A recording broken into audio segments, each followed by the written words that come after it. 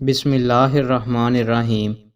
رسول اللہ صلی اللہ علیہ وآلہ وسلم نے ارشاد فرمایا، جب اہل جنت جنت میں اور اہل جہنم جہنم میں داخل ہو جائیں گے تو ایک آواز دینے والا ان کے درمیان کھڑا ہو کر پکارے گا کہ اے جہنم والو، اب تمہیں موت نہیں آئے گی، اور اے جنت والو، تمہیں بھی موت نہیں آئے گی بلکہ ہمیشہ یہیں رہنا ہوگا۔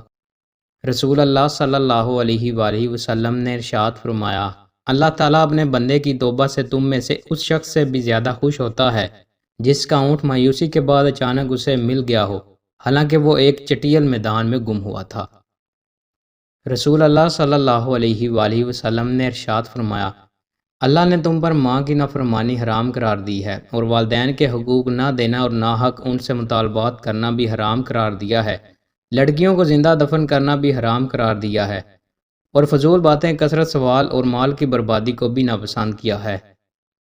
رسول اللہ صلی اللہ علیہ وآلہ وسلم نے ارشاد فرمایا، اگر کوئی مسلمان کسی درخت کا پودا لگاتا ہے اور اس درخت سے کوئی انسان یا جانور کھاتا ہے تو لگانے والے کے لیے وہ صدقہ ہوتا ہے۔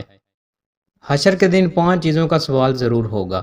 حضرت عبداللہ بن مسعود رضی اللہ تعالیٰ عنہ فرماتے ہیں کہ ان حضرت صلی اللہ علیہ وآلہ وسلم نے ارشاد فرمایا کہ قیامت کے روز انسان کے قدم حساب کی جگہ سے نہ ہٹ سکیں گے جب تک کہ اسے 5 چیزوں کا سوال نہ ہو جائے گا۔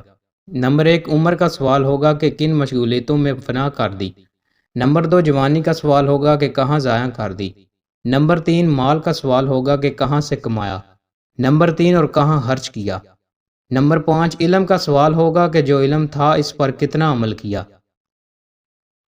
دوستوں، مزید اچھی ویڈیوز کے لیے ہمارے چینل کو سبسکرائب لازمی کریں۔ بہت شکریہ۔